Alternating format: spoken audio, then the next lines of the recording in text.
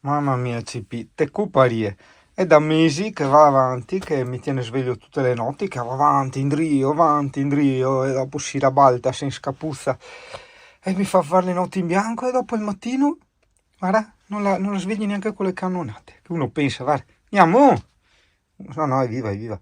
Uno pensa, sta male, eccetera, deve fare i bisogni. No, no, no, proprio lei è così. Perché ho provato io poi anche a vedere se aveva bisogno di andare fuori a sporcare, eccetera. No, niente, è diventata notturna. Come menona, a vivere di notte. Solo che CP mica anche a lavorare, sa tu. Non possono dormire tutte le sere, eh? E io provo a tenerla sveglia di giorno, che così... Però vedi, cioè, puoi anche smuoverla dopo 5 secondi e già riaddormentata, porca miseria. Mi, no, non si fa ste robe, devi star sveglia di giorno e dormire di notte. Mamma mia, sì, non preoccupatevi, è viva. Proprio lei così, cioè di giorno proprio non la tiri su, cioè per portarla fuori a sporcare, a volte devi prenderla in braccio. È di notte che fa le maratone, fa 200.000 giri. Porca miseria, tutte le notti fino alle 7 del mattino circa. Porca troia. Vabbè, prepariamoci. Oggi volevo elargire, sganciare, quasi come fosse una bomba, una scolesa, questa massima che non la vedo collegata al discorso precedente in nessun modo, però se quando ti svegli e hai quelle canzoncine o quelle riflessioni che ti ridondano, no? E c'era questa, che io più volte ho pensato e mi sono fermato un attimo a scarnificare, no? E che se osservi tu puoi imparare da chiunque, perché non è detto che tu possa imparare solo da chi fa delle scelte corrette, ok? Dalle persone brave, buone, intelligenti, eccetera. Non è assolutamente vero. Cosa c'entra? Cioè, tu puoi anche imparare, non so, da un delinquente che a causa delle sue azioni sta conducendo una vita brutta o ne sta pagando o comunque gli è andato tutto a rotoli. E tu puoi imparare, cioè puoi imparare a non fare come lui. Hai capito? Esempio sciocco inventato. Un tuo amico passa sempre col rosso, a te passando con il rosso passa un camion, lo stira. Tu puoi benissimo imparare da lui. Puoi imparare a non passare col rosso. Io questa cosina ce l'ho sempre ben chiaramente, cioè io osservo tutti, ma non osservo in senso che guardo qui parla, eccetera. Osservo nel senso che cerco di capire i loro stati d'animo, la loro vita, la loro felicità, cosa si sono costruiti attorno, se ne sono veramente felici, quanto sono affannati, quanto tempo libero hanno e via discorrendo, hai capito? Per questo so qua che vivo in camper, perché osservando come vanno le cose fuori, in base ai miei gusti, al mio carattere, a tutto quello che ci va dietro, io preferisco di gran lunga vivere qui. Vivere qui significa anche avere poche responsabilità, intendo a livello economico, pochi costi e pertanto vivere una vita molto più leggera. Cioè io in teoria per la società non avrei motivo di essere felice, non ho la fabbrichetta, non ho il Ferrarino, non vado a fare i weekend in posti esotici in giro per il mondo, no? Però siccome a me di quelle cose non me ne frega niente, hai capito? Ho detto perché devo seguire, rovinarmi la vita per delle cose che non fanno per me, cioè non me ne sa un cazzo, hai capito? Mangiare il caviale, bere champagne, su quegli stereotipi di cibo, no? Per ricchi. Ma io ho anche provato un po' e champagne, spumante, mi fa da cagare per il prosecco, figurate, champagne e caviale, tutte che robe là, mi fa da cagare, cioè, hai capito? Quindi, per te non voglio tirartela lunga, anche perché è un discorso che andrebbe approfondito meglio e è già stato anticipato in maniera decisamente migliore in passato, è importante iniziare a conoscersi, perché noi crediamo di conoscerci, in realtà siamo la persona che conosciamo meno in assoluto. Fidati del singolo. Che srimi? Dimmi, Amy, ti sei incastrata? E cosa sei andata a fare lì, Gioia? Amore bello, dai! Ma che lavori, Dio caro. Ciao pivazzi, vieni insemeniti, dai, ti tiro fuori a me. È bellissimo perché sono fuori dal lavaggio a gettoni, no? Dalla pulitura a gettoni e sto lavando il cuscino del CP. Cioè praticamente 10 euro per lavare un cuscino, cazzo me lo ricompro nuovo dai cinesi e faccio prima. Vabbè, a parte questi dettagli qua. È bello perché c'è la gente che aspetta lì con le mani in mano, come quelli che ricaricano le Tesla, e mi sono fatta il passato di verdura e pranzo, mezz'ora di tempo, più dopo ci sarà anche l'asciugatura, pranzo tranquillo. Abbiamo trovato la futura bici di Alessia o di Giacomino, tutta in carbonio, fighissima. Pensa che col discorso che non vanno più, tra virgolette, de moda, ruote a 26 te le tirano dietro, così è successo anche con la mia Bianchi. Cosa fai lì? Perché vai a imbucarti in quei posti là, Gioia? Che rovesci sempre l'acqua? Perché? Amore, perché ti imbuchi lì? Ti piace stare lì nell'angolo? Dai. E faccio la pirla col telefono in mano su me.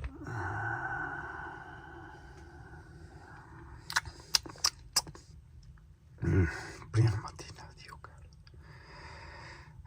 Prima mattina, sempre prima mattina. Fa vedere? Confermo, la prima mattina. Tu non hai idea di che gioia ho provato ieri sera, in quanto io da molti anni sostengo, ne sono più che convinto, che la noia, me l'hai sentito anche dire, raccontare in qualche video, sì, la noia è una cosa sacra, importantissima, perché grazie alla noia, grazie alla fertilità della noia, che nasce, cresce, si sviluppa la creatività, ok? La creatività non può nascere dal caos, bensì dalla noia, in quanto la noia è lo spronamento alla creazione. Io questa cosa l'ho sempre sostenuta, porca miseria. E poi ieri mi imbatto in una conferenza di Galimberti, che è uno dei miei personaggi preferiti, il quale con praticamente le stesse identiche parole spiegava il concetto della noia. E per me è stato come quando, non so, un ciclista vince una gara, cioè, capito? Mi sono sentito pieno, ricco, ecco, ricco, veramente molto molto ricco di questa e di, so che sembra arrogante dirlo, infinite altre formule che ho acquisito nella vita e con le quali mi sono arricchito, le conservo non gelosamente, ma le conservo orgogliosamente, gelosamente per nulla, perché come vedi cerco sempre di condividerle con gli altri, e penso anche al fatto che questi personaggi mi fanno sentire meno solo, perché purtroppo i pensatori, per pensatori non intendo il genio, non intendo quello che ha il cervello più potente, 20 mondi sopra gli altri, no, il pensatore è colui che pensa, lo dice anche la parola, e quindi io, vuoi o non vuoi, potrò dire minchiate, tutto quello che vuoi, potrò dire cose ove non ti rispecchi, cose che magari non puoi capire, ma io sono un pensatore in quanto penso, e sempre come pensatore mi ritrovo solo, in quanto porto avanti uno stile di vita che è diverso, anzi si contrappone a quello della maggioranza, ok? E per quello i geni, i pensatori soffrivano sempre di solitudine, cioè soffrivano, vivevano nella solitudine, perché non potrebbe essere altrimenti. Non potrebbe essere altrimenti. Il genio muore laddove c'è conformità, ossia laddove non c'è spazio per crescere e svilupparsi, laddove non c'è lo spazio per potersi esprimere. Se tu vivi in società e per star bene con la società devi essere come gli altri, come puoi esprimerti? Cioè, è illogico, è follia pensare anche solo lontanamente una cosa del genere. I più attenti avranno capito che per isolamento dalla folla, dalla società, non si intende necessariamente un isolamento fisico, anche se per carità nell'80% dei casi è necessario, bensì un isolamento psicologico, cioè un distaccamento da questo remare nella stessa direzione della barca, perché la barca può essere che sbaglia rotta, e la barca può essere che va giù per la cascata, e la barca, ragazzo mio, è la possibilità di vedere che da millenni va a puttane del continuo, ma non puttane in tal senso simpatico del termine, puttane nel senso remengo, e pertanto se da millenni che l'uomo va remengo, che vive infelice, che vive le guerre, le carestie e tutte le disgrazie di sta terra, domande fatte, e Dio caro, su dove che sei di andare sta barca? Questa la voglio dedicare a quei pochi che dicevano che singano fai pipponi, perché ricordati che il pippone è il pensare, è lo svegliarsi fuori, è ragionare, e se viviamo dove siamo non possiamo poi parlare male dei politici, poteri forti, se poi noi viviamo di frivolezze e di nullità. Ricordati sempre che, per quanto possano mettere dei personaggi che ti imbastiscano la scena dei ritardati e degli incompetenti, sì, sto parlando dei politici vetrina, chi è sotto è ovviamente milioni di volte più intelligente ed acculturato di te. Fidati, dove ci sono i soldi e il potere, lì c'è necessariamente, indiscutibilmente, una grandissima testa. Pertanto smettiamola anche di lamentarci della nostra esistenza, se poi non abbiamo la voglia, il coraggio, l'intenzione di prenderla in mano, ok? Riflettere, ragionare, la filosofia è prendere in mano la propria vita, il proprio essere. Per quanto, ripeto, lo dissi già, nei secoli la filosofia ha assunto un altro significato del termine. Per filosofia si intende il vaneggiare, il costruire con pensieri pesantemente astratti e inconclusionati. In realtà no, la filosofia è semplicemente stringi il ragionare. Il ragionare ovviamente con la propria testa da soli, che è una cosa estremamente difficile, perché il ragionare che intendi tu significa semplicemente prendere dei dati dal collettivo e rielaborarli, mixarli, prendere degli ingredienti e mescolarli. No, quello non è ragionare. Il ragionare è creatività, e per essere creativi no, non serve solo la noia, ma serve la solitudine, ossia il distaccamento dai condizionamenti di pensiero della società. E tra i condizionamenti di pensiero della società c'è anche quello che, se tu ragioni, ti ripipponi. Franca rima, quindi è vero. Vedi le soddisfazioni che ho con le puntine del mondo? Cioè, sostanzialmente io ho condiviso quasi 500 rubinetti a gratis, no? E i miei amici, chi sapeva del rubinetto qua in questa zona, nonostante gli abbia detto più volte sto diventando scemo a trovare acqua, ho fatto 40 km, girato 8 distributori eccetera, non mi hanno detto niente. Beh, cioè proprio ho un spronamento a continuare a condividere i posti, i rubinetti, che sei una roba altissima, Dio caro.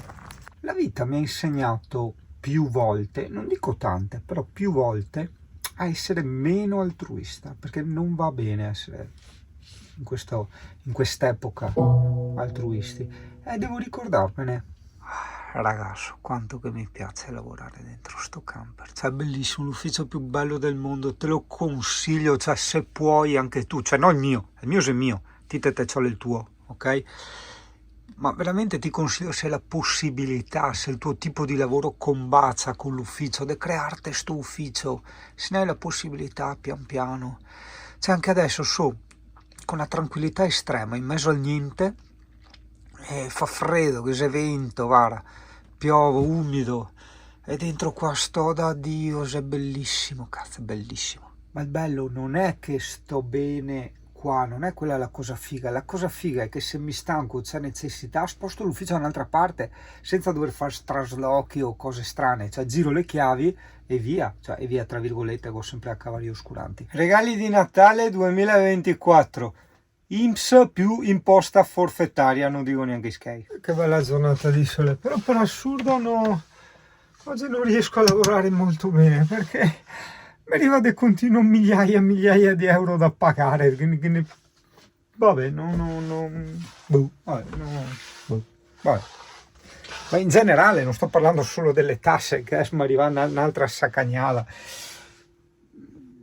In generale, nella vita, in tutto, cioè, veramente, no, non lo so, è diventato costoso stare al mondo, Dopo, siccome stavo vivendo con troppo troppe poche rotture di coglioni, ho detto dai che prendiamo una Ducati d'epoca e la rimettiamo nuovo, cioè solo adesso di pezzi là che stiamo rifacendo motore, bilancieri, valvole e tutto quanto, siamo tipo sui 3.000 euro, porca miseria, e io non sono abituato ancora a buttar via soldi in queste maniere, cioè la moto più costosa che presi all'epoca costò 4.500 euro, hai capito? Adesso si parla quasi dei stessi scape a sistemare un tocco, quindi va bene, dai. Memento mori ragazzo, ossia ricordati che devi morire, e quando tu ti ricordi che devi morire la vita prende tutt'altro senso.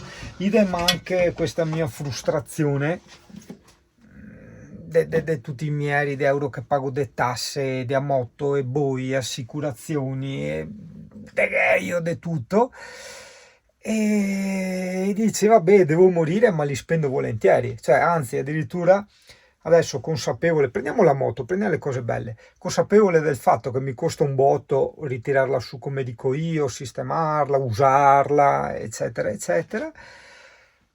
Se dovessi tornare indietro nel tempo con il memento mori ben focalizzato, direi me la compro, me la ricompro 1000 volte e me la ricompro, porca puttana, perché la vita è una, la vita è veramente una e corre, va veloce. Quindi io dico sempre che va bene lamentarsi, e di solito predico bene e razzolo male. Allora il predico bene è che va benissimo lamentarsi, in quanto la lamentela è un punto della situazione, è un'analisi di un problema, ok? E questo è sacrosanto. Poi invece il predico male si rifà il fatto che io continuo a rifare questa analisi e quindi continuo a lamentarmi. Quello è inutile, anzi è deleterio. Cioè, cosa serve lamentarmi? Ok, scusa, ho sbagliato. A cosa serve continuare a lamentarmi? Ho tirato 2 o 3 porchi per lo Stato, per questo, per quello, quell'altro. Ho fatto un attimo i conti, ho detto vabbè, è la vita, punto e stop. Bello o non bello, è così.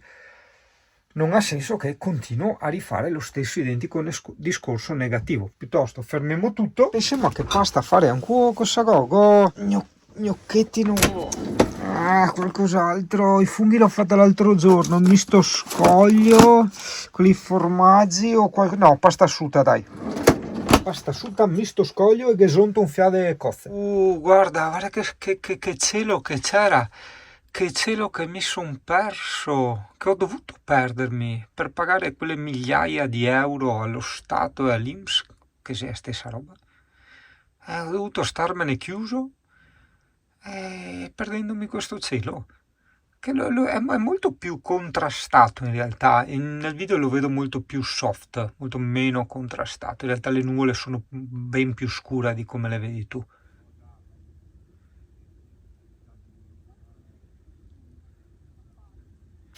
Che ho avuto anche un disturbo alimentare, praticamente ero lì che stavo cenando, me chiama qui del trading online e mi disturba. Questa è la cura, altro che quella del battiato, con i coglioni girai, o meglio, col Stato mi fa girare i coglioni, perché a fine c'è sempre solo che lui che mi fa girare i coglioni in mia vita. Io mi prendo, apro Far Cry, adesso vabbè non serve che ti faccio vedere un videogioco bellissimo, e niente, ho il mio bellissimo fucile da cecchino con lo zoom a 6 per tutto quanto, io sparo in testa a tutti, Dio caro, mi sparaga in testa a gente, magari pensando che quei che gestisse tutte queste ciavarie de skei e de magnaskei, ci godo in una maniera pazzesca, Dio caro. Tento che ste fare dal mio scioppo da cecchino, tento, altro che Van Life. Guardate il culo del CP nell'attesa. Ecco qua. Allora, sì, parla puito, non si capisce niente. Allora, tento, vabbè, questo è lo scioppo normale, già il mirino riesco a tirare in testa e a liberarmi delle frustrazioni di tutte le robe che pago. Ma arrivo qua, tento, aspetta, perché... Aspetta. Tac, con una mano vado male, tento, ora qua, tac, bellissimo, e posso zoomare ancora, attento, tac, te vedi, posso trattenere il respiro, questo un mio amico non lo faccio, però quando ci sono i nemici, guarda, faccio finta che gli è quei che mi ha messo in conto tutti i chimieri di euro da pagare, spum in testa, Dio caro! Misero tutto sotto sopra, senza trovare un soldo, ma solo un mucchio di cambiali e di atti giudiziari. ma solo un mucchio di cambiali e di atti giudiziali.